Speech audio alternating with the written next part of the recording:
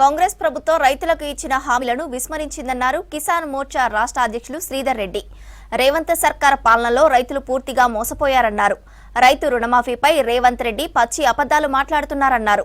రైతుల సమస్యలపై రైతు రుణమాఫీపై కిసాన్ మోర్చా చర్చకు సిద్ధంగా ఉందన్నారు. కేసీఆర్ రైతు వ్యతిరేక విధానాలనే రేవంత్ రెడ్డి పాటిస్తున్నారన్నారు శ్రీధర్ రెడ్డి. సంక్రాంతి తర్వాత రైతుల పక్షాన పోరాటం చేస్తామన్నారు.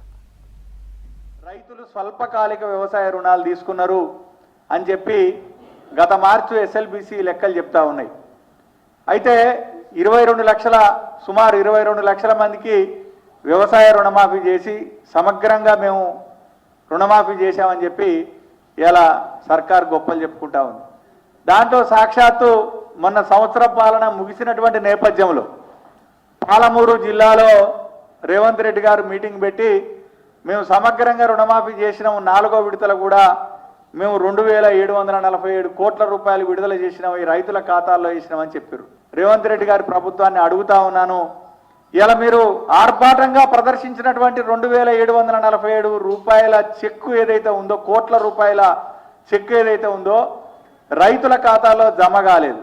ఖచ్చితంగా మాట ఇచ్చినటువంటి రైతు భరోసా 15,000 కానీ 2 లక్షల రూపాయల వ్యవసాయ రుణమాఫీ కానీ, ఇలా కౌలు రైతులకు ఇస్తున్నటువంటి రైతు భరోసా పెట్టుబడి సాయం కానీ, వ్యవసాయ కూలీలకు ఇస్తున్నటువంటి 12,000 రూపాయల ఆర్థిక సహకారం కానీ ఇచ్చేదాకా భారతీయ జనతా పార్టీ కిసాన్ మోర్చా రైతులతో కలిసి సంఘటితంగా ఇలా ఉద్యమ కార్యాచరణ రచించబోతుందని ఈ సందర్భంగా మీకు తెలియజేస్తా ఉన్నాం.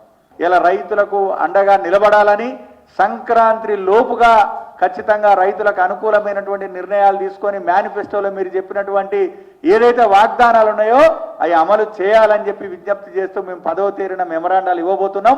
సంక్రాంతి తర్వాత భారతీయ జనతా పార్టీ ఇక రైతుల పక్షాన సమరాన్ని ప్రారంభించబోతుందని కూడా ఈ సందర్భంగా తెలియజేస్తా ఉన్నాం.